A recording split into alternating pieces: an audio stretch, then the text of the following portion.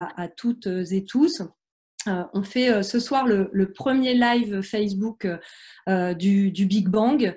On va passer environ une petite heure ensemble. Vous pourrez sur les pages Facebook de diffusion poser vos questions et vous pouvez aussi d'ores et déjà partager le live. On est ensemble, je le disais, pour une petite heure. Donc, je suis Elsa Fossillon, députée communiste.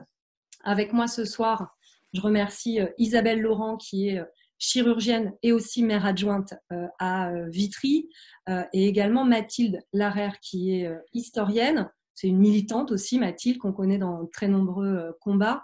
Il y a Caroline Fiat, députée France Insoumise, qui nous rejoindra vers 18h30, et Christophe Prudhomme, qui travaillait ce soir, a enregistré un message ce matin qu'on vous diffusera sous très peu de temps.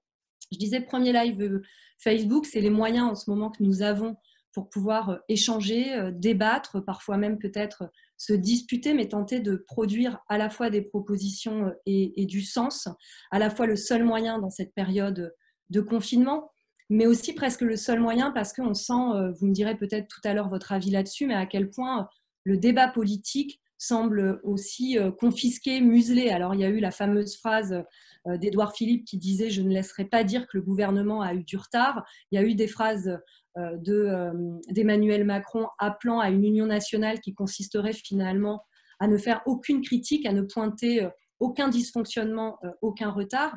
Il y a aussi des médias, en tout cas, on va dire les plus regardés à la télévision, qui font peu vivre ce débat politique, et puis une Assemblée nationale, un Sénat réduit au strict minimum. Et pourtant, il y a des choses à dire, je crois, beaucoup de choses à dire. À la fois, il y a les expériences de confinement qui sont évidemment dures pour beaucoup. Il y a les expériences de celles et ceux qui continuent de travailler. Il y a des expériences de solidarité concrètes.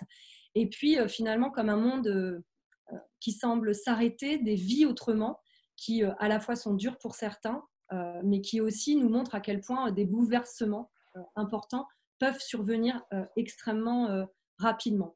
Et puis, je crois qu'il y a de la colère aussi qui s'exprime, des inquiétudes fortes.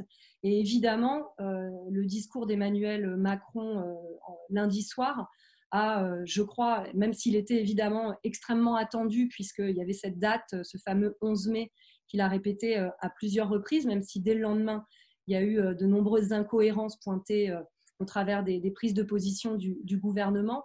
En tout cas, une inquiétude renforcée, puisque on a le sentiment, non pas de repartir de zéro, puisqu'il y a eu beaucoup de morts, mais en tout cas l'idée que nous n'aurons toujours pas les masques suffisants, y compris pour les soignants, pas de masques suffisants pour l'ensemble de la population, mais aussi pas de tests suffisamment massifs, et bien pour se dire que ce déconfinement évidemment progressif permet de retrouver une vie non pas normale, non pas comme avant, mais en tout cas de ne pas vivre constamment dans la peur. Donc si Big Bang a souhaité faire ces lives Facebook toutes les semaines, c'est pour tenter de faire vivre ce débat démocratique. Il y a un an, on a lancé l'appel Big Bang après les européennes en disant qu'il y avait urgence à faire vivre un projet qui met sur ses deux jambes et ensemble le social et l'écologie, et qu'il y avait urgence à construire des ponts entre la gauche, les gauches et l'écologie, mais aussi entre les militants politiques, associatifs, syndicaux, des quartiers.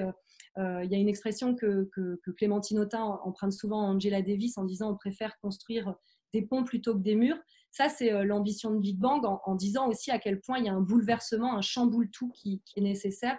Et disons que forcément, la crise sanitaire renforce à nos yeux ce chamboule-tout et cette nécessité de construire ensemble à la fois des expériences ensemble, mais aussi des contenus fédérateurs. On considère, vous me direz ce que vous en pensez, mais que l'après commence aujourd'hui, qu'il ne faut pas renvoyer ce jour d'après à la date de déconfinement, et que, évidemment, même si le ton d'Emmanuel Macron avait grandement changé par rapport au discours précédent, un ton moins martial, une recherche d'humilité laborieuse, c'est mieux évidemment, mais il nous faut pouvoir dire aussi à la fois ce qui ne va pas du tout, porter les colères, mais aussi pouvoir donner des perspectives.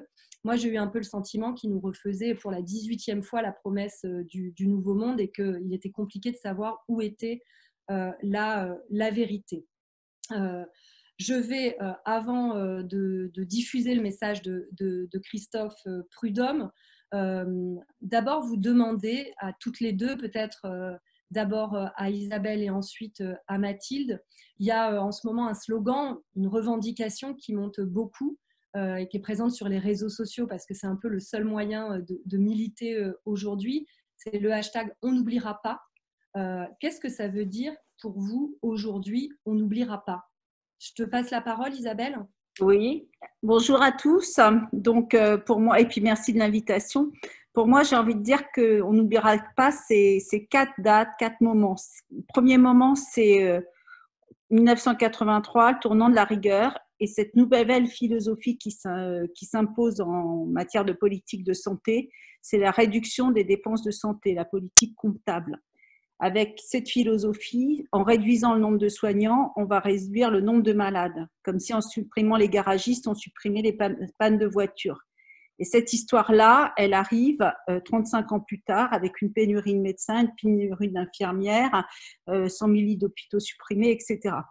La deuxième chose que j'oublie pas dans les tournants qu'il y a eu au cours de ces 35 dernières années, c'est 2002-2009, la tarification à l'activité, c'est-à-dire qu'on demandait à l'hôpital public d'avoir un mode de financement équivalent aux cliniques privées, et la loi HPST, la loi Bachelot, parce que beaucoup réhabilitent Madame Bachelot aujourd'hui, mais j'ai quand même pas oublié qu'elle est à l'origine de fermeture des hôpitaux de proximité, des maternités de proximité, etc.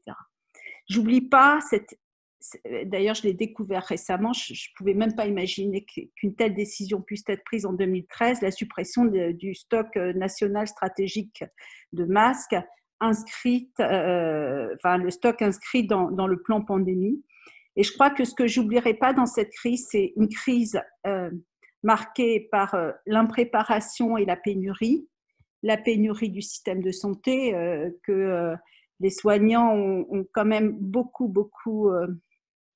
sur lequel les soignants ont beaucoup alerté, notamment la dernière année. Mais le mensonge, comment on a pu se retrouver dans une telle situation de mensonge où y compris des gens ont utilisé leur crédit scientifique pour expliquer à la population qu'il était inutile de porter des masques. Ce que je pense, c'est que dans un moment de discrédit des institutions politiques, des institutions en général, les médias, etc., ça me fait peine de voir que même les institutions scientifiques sont prêtes à raconter n'importe quoi et à se discréditer. Et toi, Voilà. merci Isabelle. Et toi, Mathilde, on n'oubliera pas. Ça veut dire quoi alors? Alors, en fait, pour moi, d'abord, bonjour à toutes et à tous.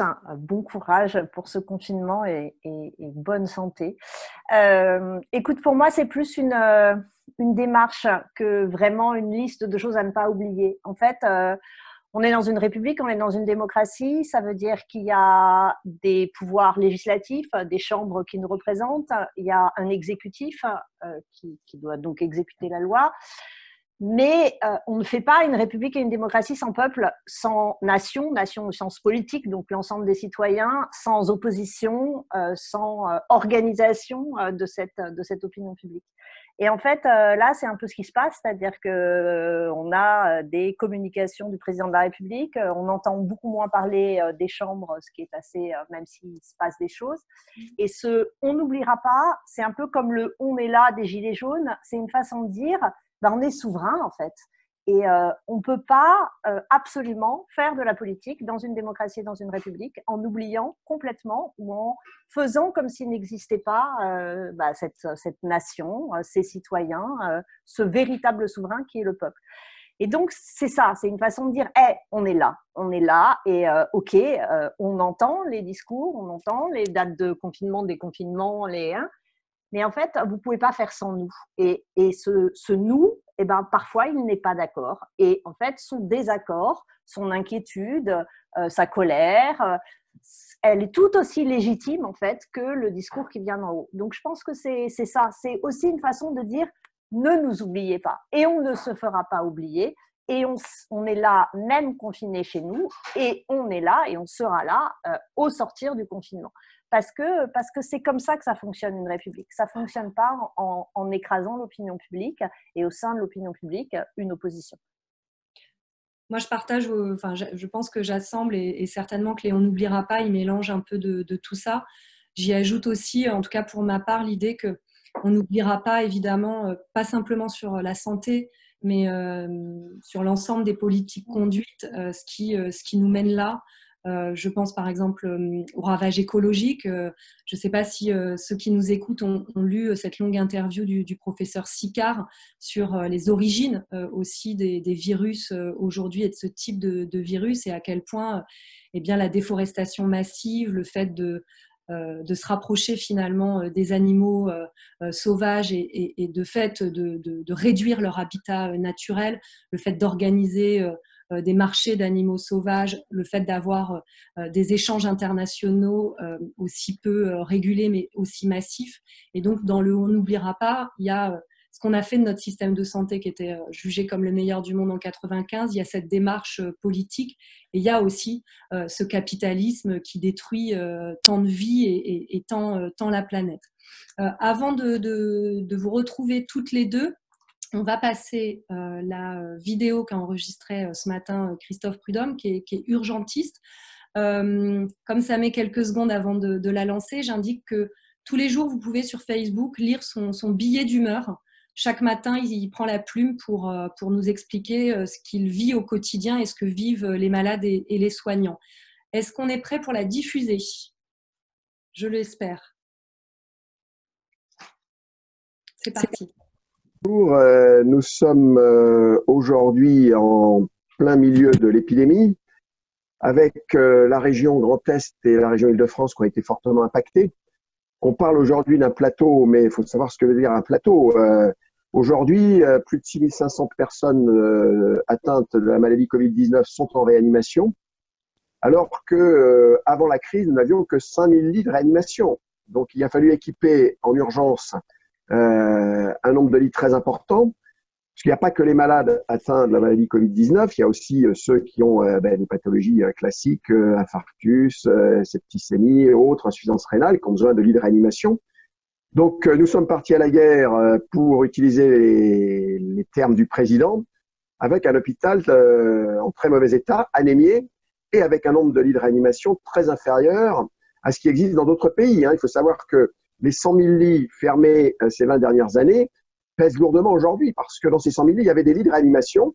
Et le constat est quand même très sévère pour notre gouvernement, qui cite souvent l'Allemagne en exemple, au niveau de l'économie. Eh bien, au niveau de la santé, on peut aussi citer l'Allemagne, puisque si nous étions partis à la guerre avec le même taux d'équipement en lits de réanimation que l'Allemagne, nous aurions eu non pas 5 000 lits avant la crise, mais 10 000.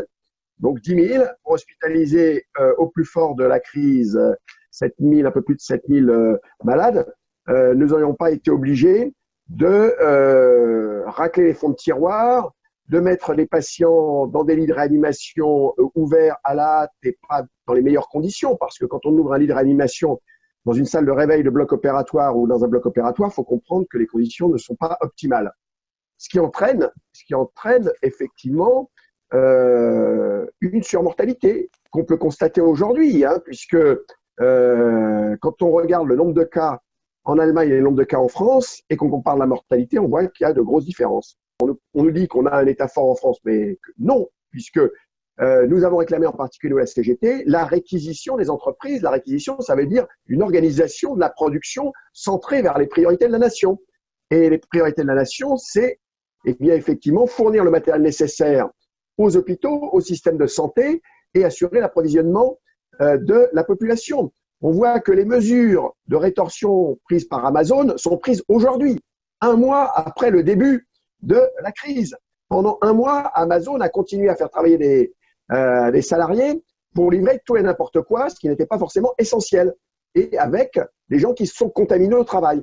Parce que si on prend l'exemple de mon département, qui est la Seine-Saint-Denis, au regard de notre démographie, puisque nous sommes un des départements les plus jeunes de France, et on sait que les jeunes sont moins touchés que les autres, nous aurions dû avoir moins de malades et moins de morts. Or, nous avons plus de morts pour plusieurs raisons. D'une part, une population en mauvaise santé, parce que nous avons un système de santé très dégradé, peu de médecins généralistes installés, beaucoup moins de lits d'hôpitaux que dans le reste de l'Île-de-France, et une population qui travaille, qui se déplace, parce que c'est la population qui assure aujourd'hui l'essentiel des services. Parce qu'aujourd'hui, si on atteint ce qu'on appelle, nous, les professionnels, une phase de plateau, c'est une phase de plateau avec un nombre de malades quand même hospitalisés très important. Donc, pour nous, personnel hospitalier, on a l'impression de pouvoir souffler, mais en fait, c'est simplement, nous ne sommes plus en surchauffe, mais nous sommes aujourd'hui dans une activité très élevée qui nécessite la mobilisation de moyens très importants. Donc, il faut être vigilant parce que j'ai bien écouté le président qui a essayé de se dédouaner, même si on a eu quelques éléments de discours où pouvait apparaître une certaine autocritique, un certain mea culpa. Mais c'était vite tempéré par le fait que c'est pas que la France qui est touchée, mais c'est l'ensemble du monde et on a essayé de faire au mieux. Non, non, non, non. Nous avions alerté que notre système de santé ne serait pas en capacité d'encaisser une augmentation d'activité comme celle qu'on connaît dans le cadre de cette épidémie. Augmentation d'activité qui est importante, mais qui n'est pas monstrueuse, parce que nous avons 30 000 personnes hospitalisées aujourd'hui. Donc, nous sommes aujourd'hui dans une situation où, pour nous, il n'est pas question, personnel hospitalier, qu'à la fin de la crise, on revienne à la même politique d'étranglement financier de l'hôpital public. Et on a des revendications immédiates. Et on aimerait bien que le président de la République, dans ses interventions, eh bien, réponde à ces revendications, ne reste pas dans le discours compassionnel pour féliciter les héros. Nous ne sommes pas des héros. Ce que nous voulons, c'est des moyens pour travailler, une juste rémunération de notre engagement.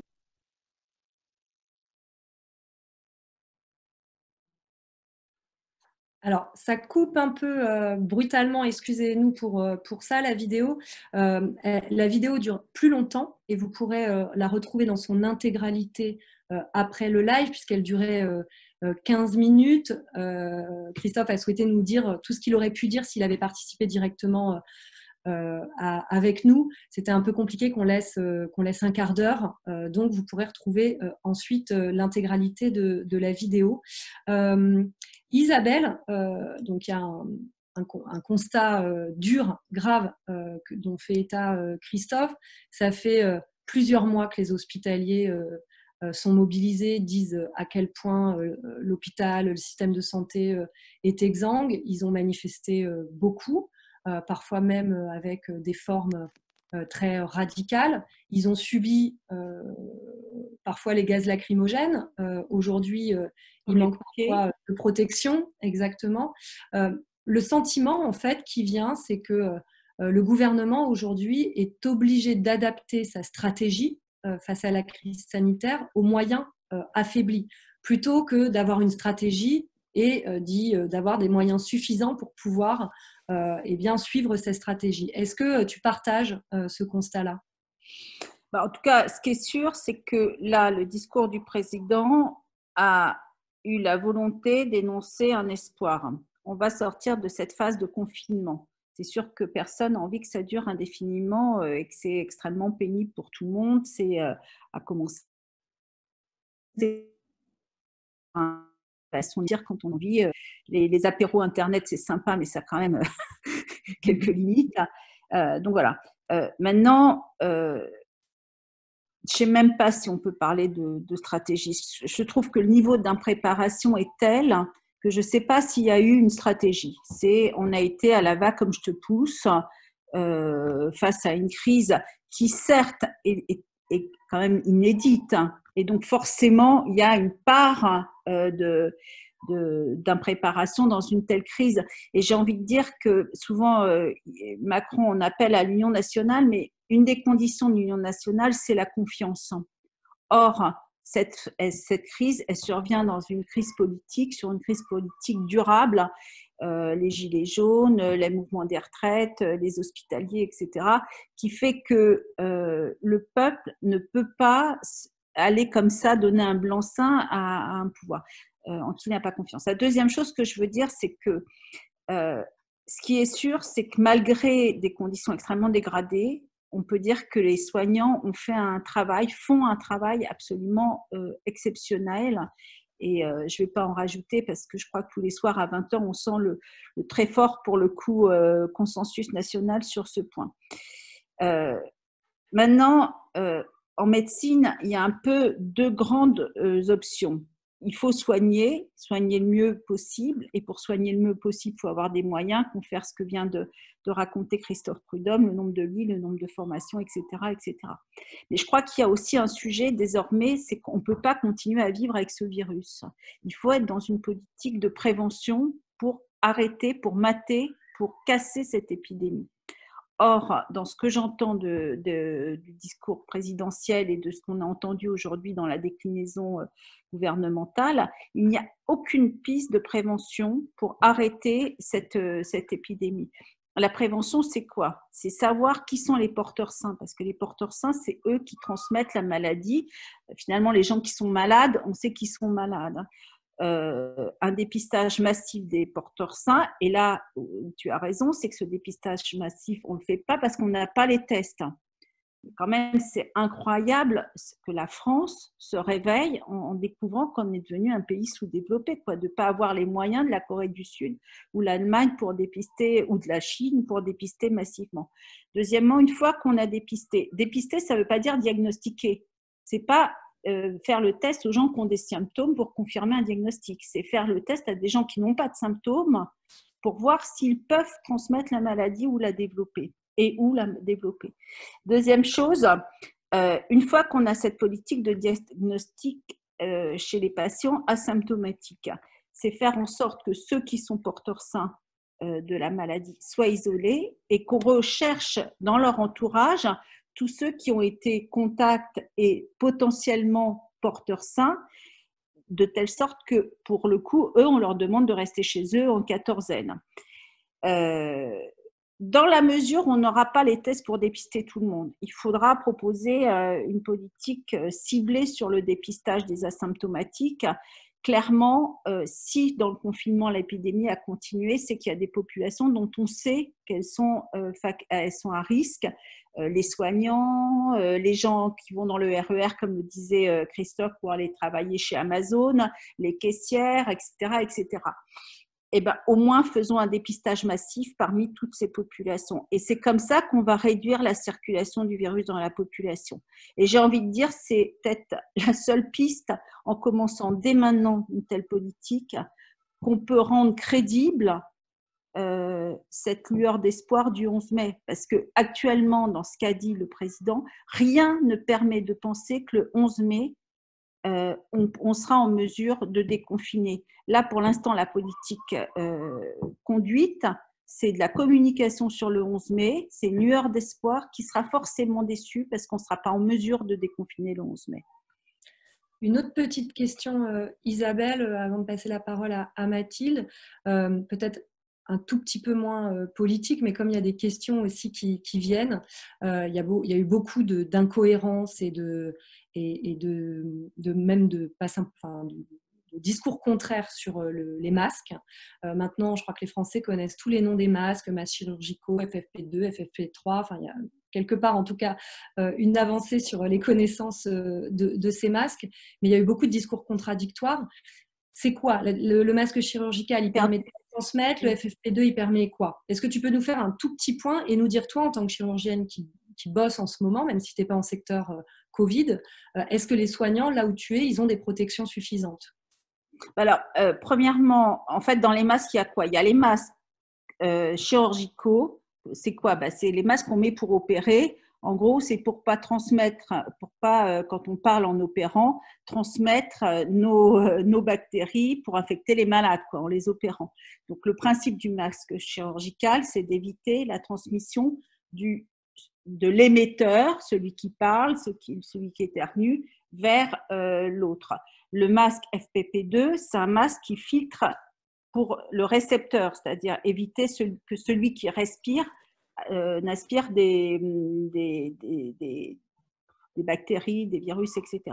Et après, le masque grand public, c'est que évidemment qu'une épidémie qui se transmet en parlant, même si c'est pas parfait d'avoir un morceau de tissu et que c'est pas du niveau d'un masque chirurgical, le bon sens fait bien comprendre tout le monde que si on parle dans le métro qu'il y a plein de monde, il vaut mieux pas envoyer les postillons à tout le monde parce que s'il y en aura toujours un dans le métro infecté qui transmettra sa maladie. Je crois que je crois qu'il est difficile de dire que la question des masques est résolue, hein, chirurgicaux, FPP2. Je pense qu'il y a des endroits, et on peut dire que moi je trouve que les Français font preuve d'une ingéniosité, ils ont démontré une capacité de compenser l'incurie de l'État, et la débrouillardise a été incroyable dans cette période. Et chacun s'est débrouillé pour trouver des solutions. De là à dire que le problème est totalement résolu, on voit bien que dans les EHPAD, ça ne l'est pas. Mais je pense même que, à mon avis, dans les unités Covid, dans les hôpitaux, les réa, etc., maintenant la situation est contrôlée, encore que les surblouses, c'est pas réglé. Mais là où il n'y a pas les Covid-free, comme on dit, là où il n'y a pas de Covid, les EHPAD, là, le sujet est encore devant nous, hein, les médecins généralistes, etc., etc. Je rejoins le fait que je vois, y compris dans ma circonscription, dans le nord des Hauts-de-Seine, à quel point les habitants dans les quartiers se refilent du tissu en faisant hyper gaffe pour tenter de faire des masques, y compris pour l'EHPAD d'à côté. Moi, je me dis qu'on va finir par se faire des masques avec des slogans, peut-être pour quand on va sortir. Mathilde, moi, je voulais t'interroger là cette fois. Des sourires sur les masques. Et des slogans, ouais. De ton point de vue d'historienne, puisqu'il y a des épidémies qui ont marqué notre longue histoire, même si peut-être certains pensaient que ça en était fini avec cet aspect si inédit. Au travers, alors il y a Caroline Fiat qui va nous rejoindre, mais je vais laisser la parole je vais continuer ma question à Mathilde. Tu crois que les épidémies, alors peut-être que tu en as plusieurs en tête ou peut-être seulement au travers de l'exemple d'une, tu crois qu'elles laissent quel type de traces dans la société par la suite? Évidemment, quand je dis ça, j'ai bien conscience qu'il y a déjà le nombre de morts, qui est déjà une trace en soi, et il y a la question du deuil. Mais quel autre type de traces, avec ton regard d'historienne, tu peux identifier? Et je dis à Caroline qu'après, j'aurai des questions pour elle. Mais là, d'abord, c'est Mathilde. Je te souhaite la bienvenue, je reviens vers toi. Vas-y Mathilde. Alors, c'est un peu difficile de répondre à ta question parce qu'en fait, chaque épidémie laisse des traces différentes et que donc on peut difficilement faire une généralité à partir des épidémies, chacune en plus se déroulant à des périodes dans des contextes économiques, des contextes sociaux, des contextes politiques différents.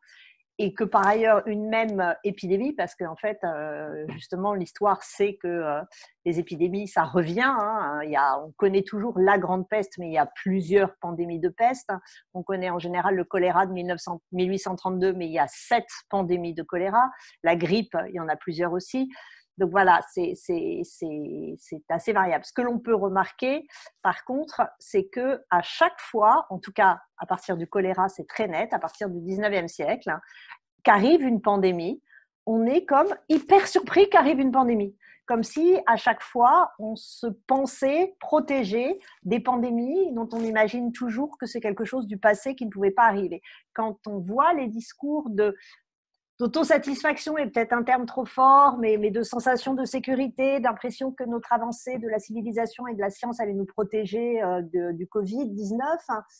Quelque part, on allait même en 1832 où la France pensait que l'avancée de sa civilisation l'avait mis à l'abri des grandes épidémies et qu'il n'y aurait plus jamais rien parce que la peste, la lèpre, tout ça, c'était fini. Donc à chaque fois, on est surpris alors que l'histoire, en tout cas l'histoire des épidémies, est là pour montrer que de toute façon, il y aura même toujours des grandes pandémies qui, à intervalles réguliers, arriveront. Les traces, ça dépend. Le choléra de 32, par exemple, laisse des mémoires très, très fortes. Bon, d'abord parce que ça a été très représenté. Il y a des romans qui le racontent, etc. Mais par exemple, on se souvient plus du choléra de 32 qui fait moins de morts que le choléra de 1849, qu'on a complètement oublié. Donc, ce n'est pas forcément en fonction du nombre de morts. C'est en fonction du choc. Et justement, ce choc, quand on pensait qu'on n'allait pas être atteint, alors qu'il y a de fortes chances que si qu'on va avoir d'autres Covid, les autres Covid marqueront moins que celui-là qui est le premier. Donc, ça dépend aussi du moment où il arrive. Donc là, il y a une mémoire qui est forte et cette mémoire, en fait, elle a surtout conduit à à assainir les villes, mais assainir les villes en les embourgeoisant, c'est-à-dire en mettant les pauvres à l'extérieur, hein, et donc sans effets sociaux positifs pour les principales victimes de cette épidémie, parce que ce que tout le monde a très vite compris, c'est que la mortalité était différentielle, comme de nos jours, et que les pauvres étaient plus victimes. Les résultats des courses, on les a foutus à l'extérieur, hein, pour protéger le centre de Paris et l'assainir. Il y a des épidémies qu'on a complètement oubliées. La grippe de Hong Kong, qui est une grippe qui arrive en France fin 68, début 69, qui va faire quand même 40 000 victimes en France. Les gens l'ont complètement oublié. Moi, j'ai demandé à mes parents l'autre jour, mais vous vous souvenez de la grippe de Hong Kong? Il y a eu 40 000 morts en France et tout. Ils ne s'en souvenaient pas du tout, alors qu'ils avaient 28 ans à ce moment-là, donc ils auraient dû s'en souvenir. Mais ça a été complètement oublié. Alors que d'autres vont marquer. Donc en fait, c'est très variable. Alors la grippe de Hong Kong, on sait pourquoi les gens l'ont oublié, c'est parce qu'aucune mesure n'a été prise. C'est bien pour ça qu'il y a eu autant de morts, aucun confinement, aucune précaution et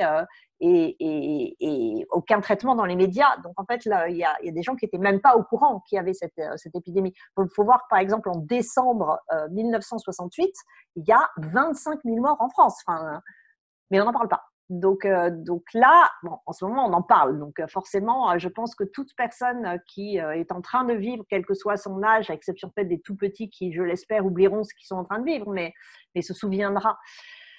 Mais les effets, de toute façon, n'ont rien à voir avec la mortalité, n'ont rien à voir avec les causes de la maladie. Elles ont juste à voir avec le rapport de force qui se tisse au lendemain de l'épidémie ou dans les mois et les décennies qui se tissent après l'épidémie. Et si le rapport de force, comme au XIXe siècle, est en faveur, c'était le cas des classes privilégiées, eh ben, les effets sociaux ont été défavorables aux principales victimes de l'épidémie, à savoir les classes populaires. D'où l'importance de construire un rapport de force en faveur des classes populaires et de leurs intérêts au sortir de cette épidémie.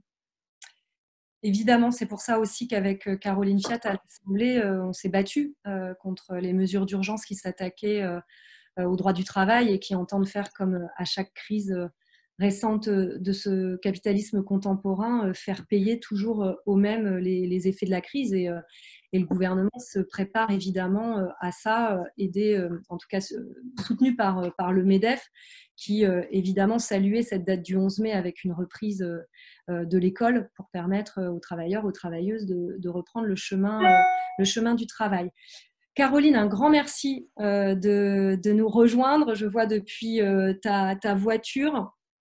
Si vous ne l'avez pas encore lu, je vous invite à lire son portrait hier dans Libération, qui était un très très beau portrait de Caroline, qui était aide-soignante, devenue députée, qui redevient parfois aide-soignante, qui le redeviendra peut-être, mais moi je souhaite surtout qu'elle reste longtemps députée pour continuer à parler du soin, des soins. Moi, elle m'avait marquée justement par ce discours sur ce qu'est le soin pour les soignants et à quel point quelque part les politiques libérales ont mis quelque part en danger cette conception même du soin comme une forme de trahison vis-à-vis de ce qu'est leur conception à eux soignants du soin. Moi, j'avais envie de parler avec toi, Caroline, mais tu parleras finalement, je le sais, de ce que tu veux, des EHPAD, mais je crois que tu avais envie quand même d'en parler, puisque c'est un sujet sur lequel tu as beaucoup travaillé à l'Assemblée nationale à plusieurs reprises, en mission flash, ou même quand tu n'étais pas l'animatrice, tu devenais l'animatrice. Et tu disais déjà les dangers qui guettaient les EHPAD en cas de difficulté. Tu disais déjà à quel point les conditions étaient insupportables à la fois pour les soignants. Qu'est-ce que tu as envie de nous dire là-dessus aujourd'hui? Parce qu'aujourd'hui, on entend surtout le nombre de morts et la difficulté de l'isolement. Qu'est-ce que toi, tu as envie de nous dire là-dessus? Donc bonjour tout le monde. Aujourd'hui, j'ai envie de dire un double coup de gueule puisque la journée a été plutôt horrible pour moi parce que un EHPAD de ma circonscription est plus que touché. Il y a eu donc aujourd'hui on en a 18 décès et c'est sorti dans la presse. Et du coup, il faut bien imaginer que pour les familles, c'est l'horreur. Parce que pour les familles dont la personne n'est pas décédée, se demandent bien ce qui va se passer, si leur proche est touché ou pas. Et c'est terrible pour moi parce que c'est de nouveau le jugement de la directrice, du personnel, qui a amené le Covid, qui a infecté qui. Et moi, j'ai passé la journée à répondre à tout le monde, mais s'il y a un responsable, c'est les décideurs. c'est pas le personnel, c'est pas la directrice, c'est les décideurs qui ont fait qu'il n'y avait pas de surblouse, qui ont fait qu'il n'y avait pas de masque, qui ont fait que on a rendu un rapport en mars 2018, il y a 2 ans, en demandant un ratio minimal soignants-soignés.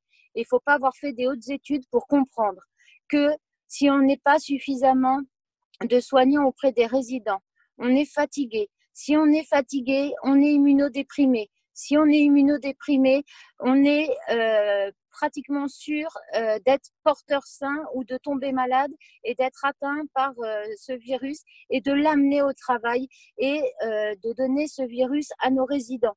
Et en plus de ça, maintenant, on ferait culpabiliser les soignants d'avoir rendu malades les résidents et de voir mourir ces résidents. Et j'ai envie de dire à tous ces journalistes qui font des grands titres en disant hécatombe dans les EHPAD, qui sont les responsables, d'aller voir les responsables droit dans les yeux et de leur dire vous êtes responsables des morts. Parce qu'en attendant, ceux qui regardent mourir les résidents, ce ne sont pas les décideurs. Ceux qui mettent les résidents dans des housses en larmes, ce ne sont pas les décideurs.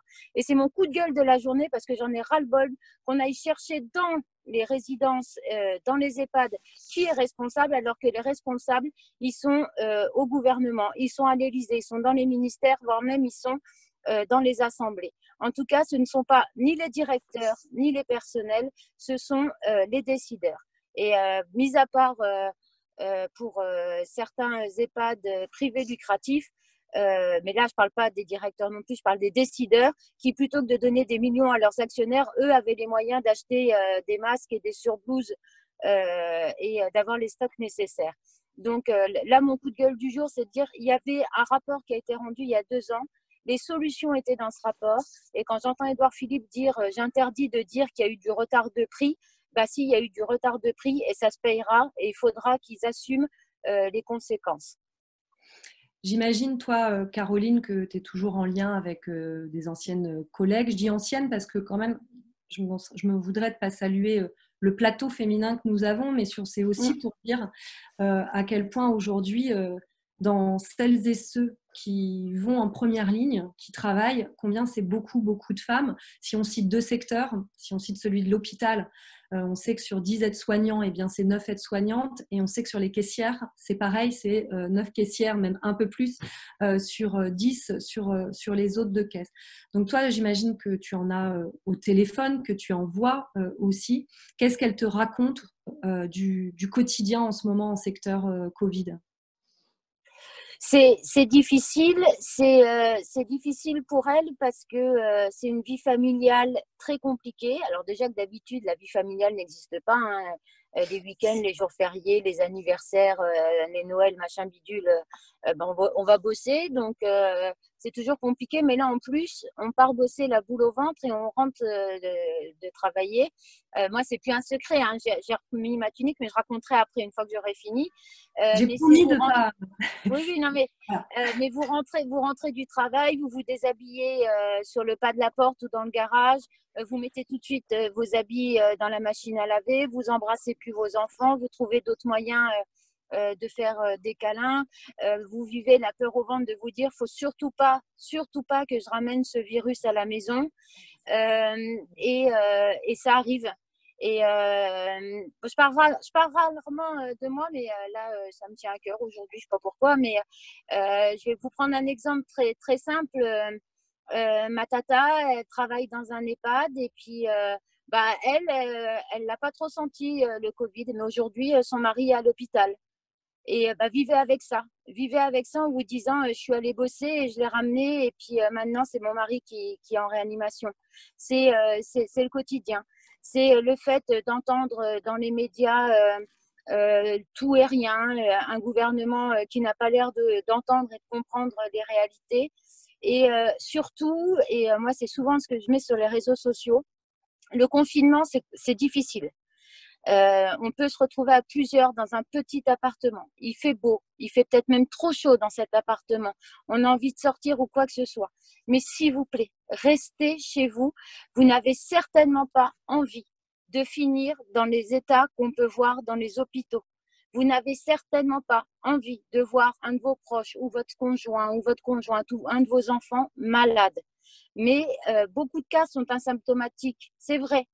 C'est vrai, il y a beaucoup de cas où ça se passe bien, mais il y a beaucoup de cas qui sont très, très graves. restez chez vous le plus possible. On n'a pas besoin d'aller au supermarché tous les jours, c'est pas vrai. On n'a pas besoin d'aller acheter Voici, Gala, Closer, même l'humanité, on peut se le faire livrer. Vraiment, restez chez vous. On a pris des habitudes, on a envie de sortir, on a envie de voir du monde. Promis. Après tout ça, il y aura une grande fête, on se verra tous, on sera tous contents de se voir. Mais là, il y a beaucoup trop de monde dehors.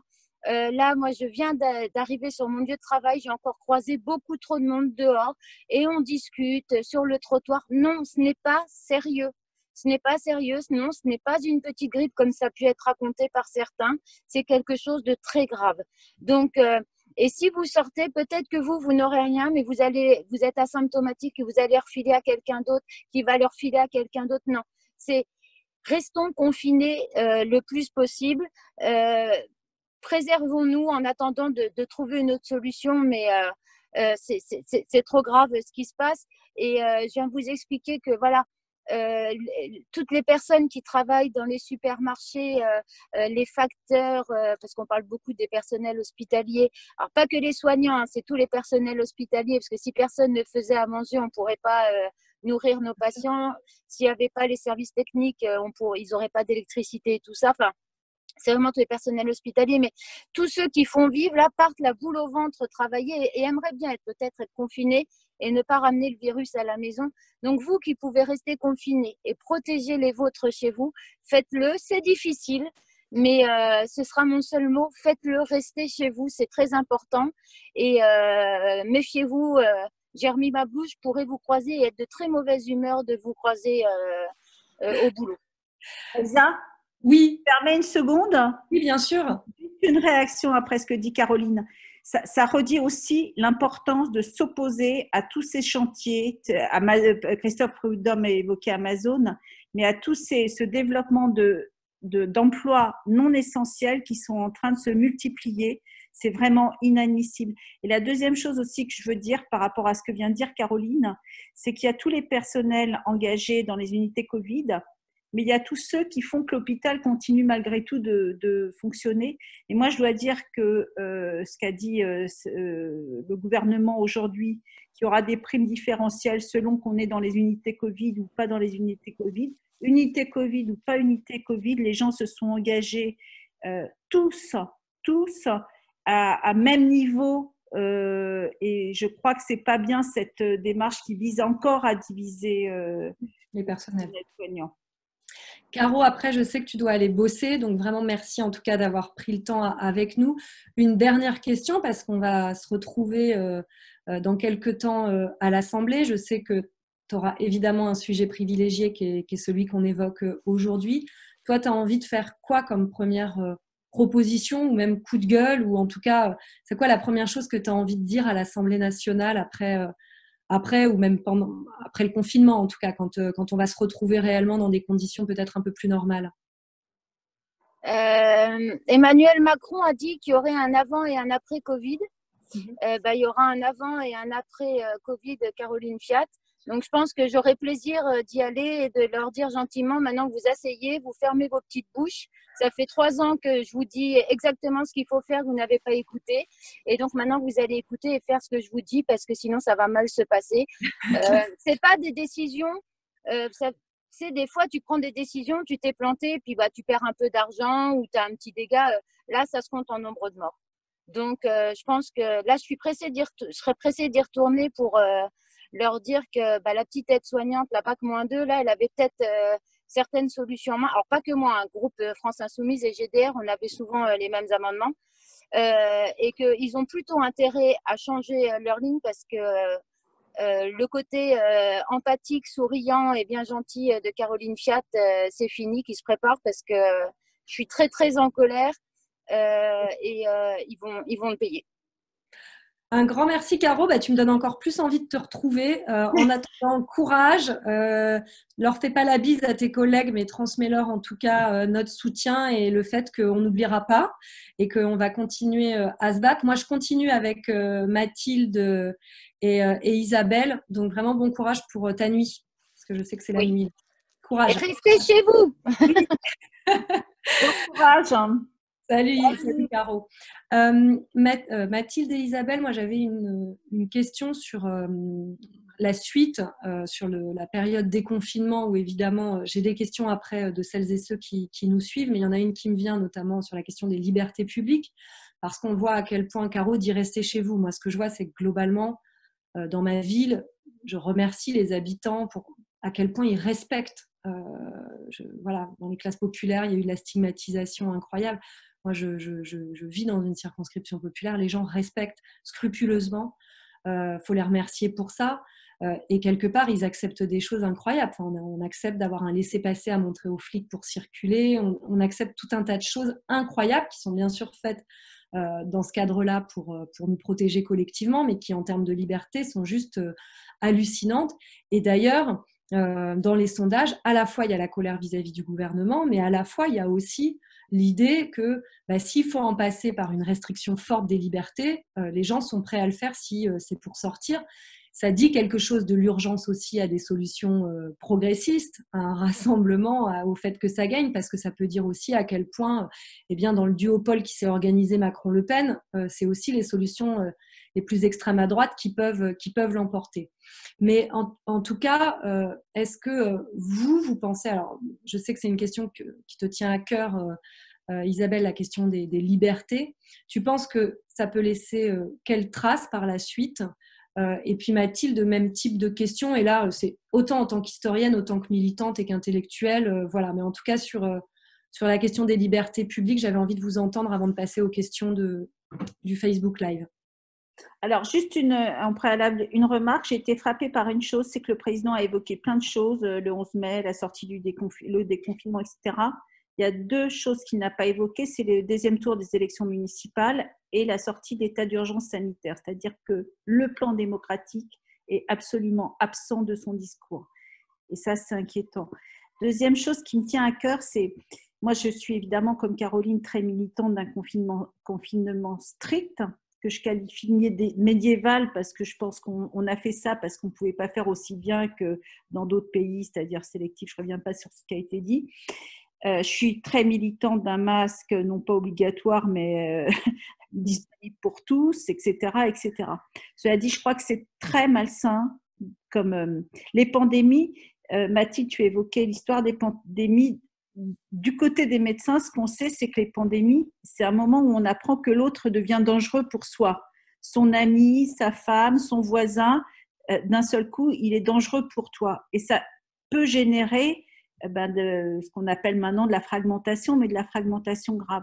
Et ce que je crois, c'est que, d'une certaine manière, une des choses qui me heurte beaucoup dans ce retour à l'école, c'est d'imaginer qu'on va apprendre aux enfants qu'il faut porter un masque pour se protéger du petit camarade ou de la maîtresse, etc.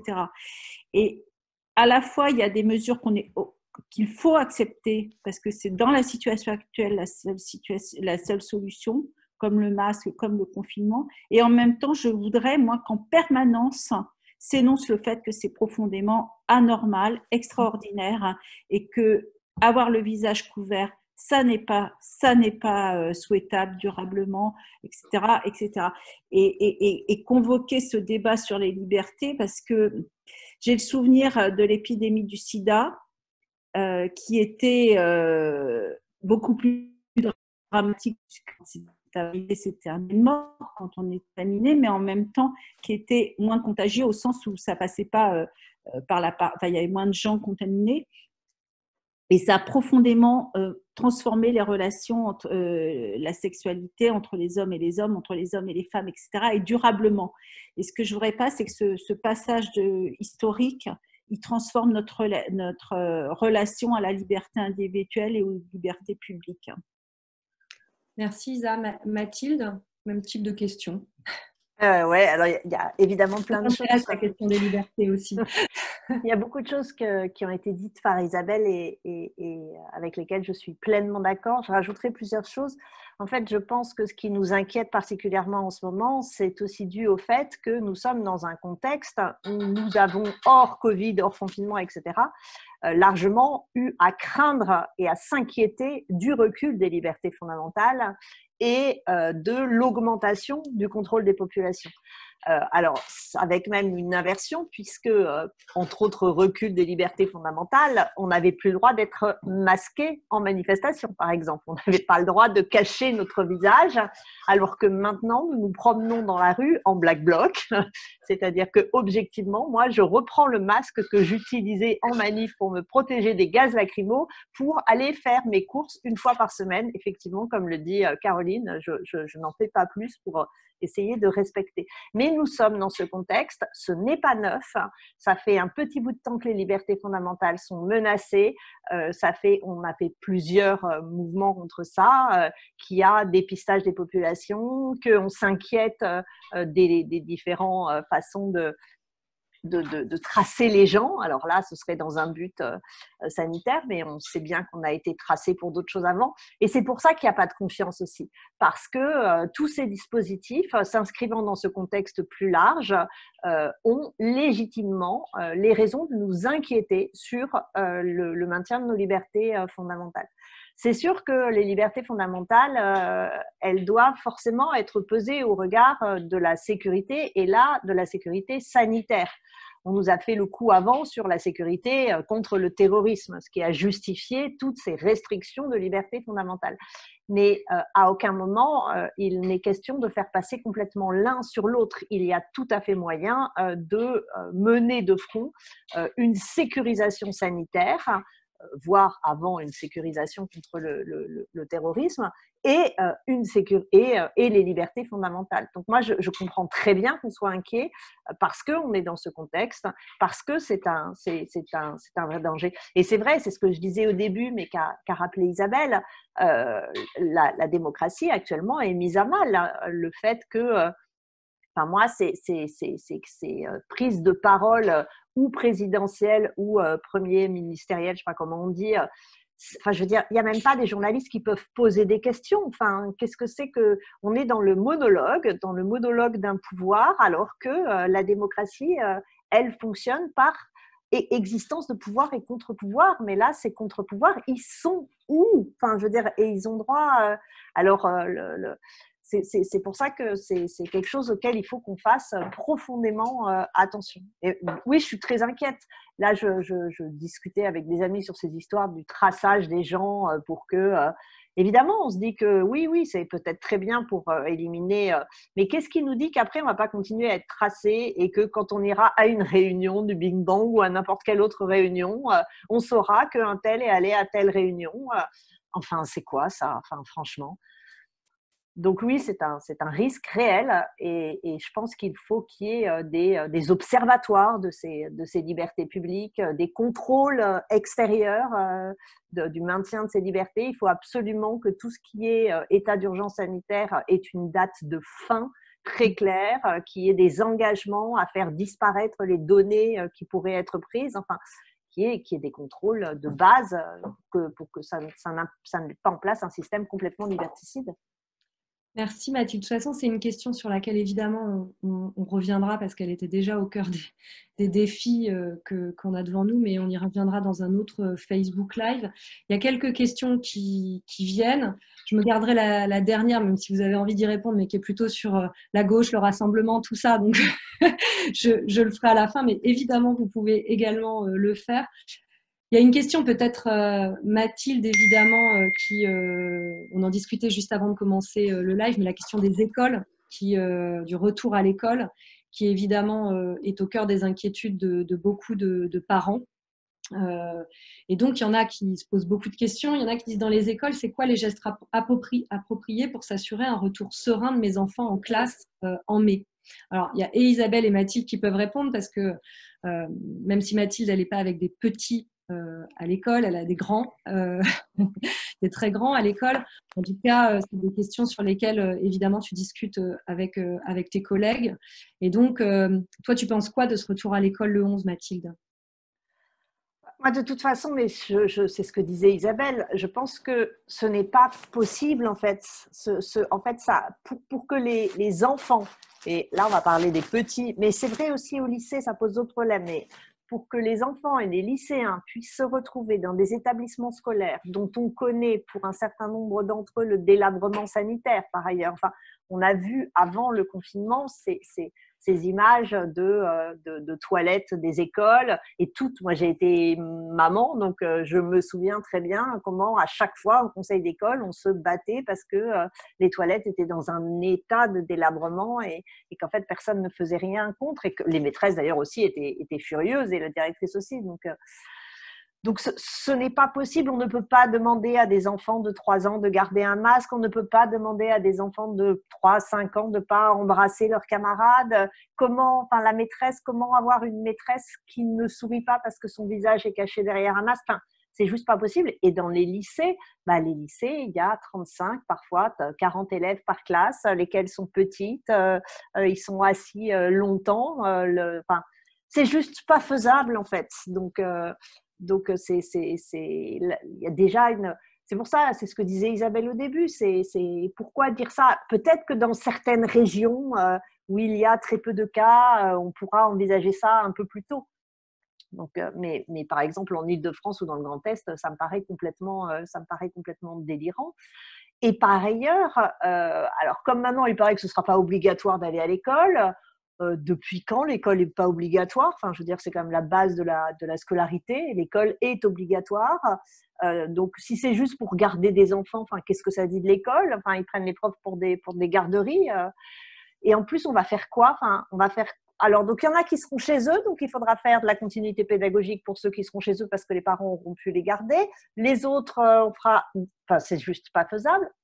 Qu'est-ce qu'on va faire? On va reprendre le programme normal. Mais alors, ceux qui viennent pas, on fait comment pour leur faire le programme? Enfin, c'est juste, de toute façon, on a la sensation, enfin moi c'est la sensation que j'avais aujourd'hui, qu'il y a eu une annonce présidentielle, que les ministres l'ont découvert et qu'aujourd'hui ils font 100 mètres de brasse coulée pour essayer de récupérer le truc avec des injonctions complètement contradictoires, obligatoire, pas obligatoire, bénévole, pas bénévole, programme, pas programme, garderie, pas garderie. Et au bout du compte, c'est juste, il n'y a pas un pays qui va ouvrir ses écoles avant que les conditions sanitaires ne soient assurées. Je veux dire, il y a pas, c'est ce que disait ou Caroline, il n'y a pas de masque pour les EHPAD et on veut envoyer des enfants et des profs dans des salles où ils sont complètement les uns sur les autres, dans des couloirs. Quelqu'un a déjà été dans un couloir de lycée quand les classes sortent. Enfin, je veux dire, c'est la ligne 13, hein, il y a un moment, il faut arrêter, quoi. Isabelle, peut-être que tu diras un mot là-dessus parce que aussi sur les écoles, tu es mère adjointe dans une ville, donc évidemment ces questions, tu te les poses avec l'équipe municipale. Mais dans les questions qui viennent, il y a aussi la question, peut-être plus dans ton domaine médical.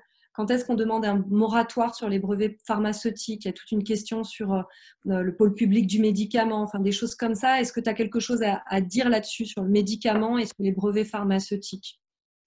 Oh ben. Non. Mais pas trop long, parce qu'on va bientôt s'arrêter. C'est ça qui est, voilà. Donc, la délocalisation, c'est pas possible. La privatisation à tout va et le médicament marchandise, c'est pas possible. Il faut des alternatives aux brevets, etc., etc. Il y a plein de choses à dire. Je ne sais pas comment dire. Voilà, je suis d'accord avec tout ça. Mais s'il faut faire un sujet, c'est trop long. Ok. Après, il y a, je ne sais pas si tu as des éléments là-dessus, il y a quelqu'un qui dit le confinement ne concerne pas une partie de la population comme les personnels, le confinement ne concerne pas une partie de la population, pardon, comme les personnels de ménage dans la grande distribution, le soin, les livreurs. On sait que les soignants sont nombreux à avoir contracté le virus, mais est-ce qu'on a des données sur ces autres métiers aujourd'hui qui sont déconfinés, qui sont obligés de travailler? Est-ce qu'ils sont surreprésentés dans les malades? Est-ce que c'est quelque chose que tu as comme données, Isabelle, toi? Pas à ma connaissance, mais même sur les soignants, si la personne pose la question, ça m'intéresse parce que justement, moi, je n'ai pas, enfin, j'ai une idée par mon entourage, mais à ma connaissance, il n'y a justement pas de chiffres sur le nombre de soignants contaminés. Ok. Par contre, ce qui est sûr, c'est que l'épidémie qui continue, c'est ce qu'on disait au début, c'est pas d'abord les vilains membres des quartiers qui circulent alors qu'ils sont très raisonnables, c'est tous les gens qui continuent à avoir à se déplacer, à travailler, etc. Et parfois pour des productions qui sont absolument pas fiables. Parce qu'il y a tout un tas de gens qui travaillent dans différentes boîtes, petites ou grandes d'ailleurs, c'est pas nécessaire qu'ils aillent travailler. Enfin, c'est pas obligatoire en ce moment de faire des sacs Vuitton, par exemple. Non, pas nécessaire qu'ils aillent travailler. Et donc, ça avait fait partie des demandes qu'on avait faites à l'Assemblée pour arrêter des secteurs non essentiels Non dans essentiel. cette période. Moi, j'ai vu aussi l'appel d'Olivier Besancenot qui interpellait les gens en leur disant, parce qu'il voyait dans son bureau de poste les nombreux colis qui arrivaient et leur disait d'arrêter de commander, et qu'il comprenait qu'en ce moment, en plus, il y avait des prix cassés et puis qu'il y a de l'ennui, et voilà.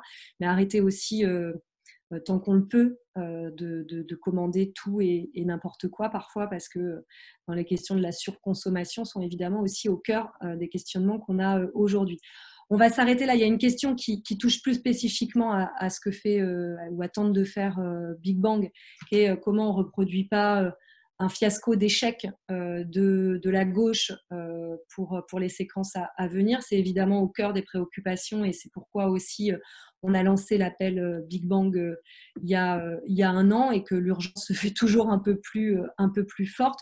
On reste extrêmement persuadé que eh bien, pour affronter ces défis, il y a besoin évidemment de se rassembler, mais ça peut être un mot extrêmement creux et qu'il y a donc besoin de le remplir à la fois par des gens extrêmement divers, parce que pour rayonner, il y a besoin de cette diversité, il y a besoin d'unir des familles politiques du camp du progrès social, de la gauche et de l'écologie qui pensent que, évidemment, il y a des ruptures, un chamboule-tout, un bouleversement à opérer et qu'évidemment, il y a des échelles différentes, parfois il y a un niveau différent sur les ruptures, mais qu'en tout cas, vu le défi, peut-être qu'il faut regarder ce qu'il fait le plus, non pas de convergence absolue pour avoir un consensus mou, mais de travailler vraiment ensemble avec la volonté de construire un récit commun, un nouvel imaginaire. C'est comme ça souvent qu'on le formule. Mais en tout cas, on sent à quel point il y a nécessité à le faire et que évidemment, la période de cette crise sanitaire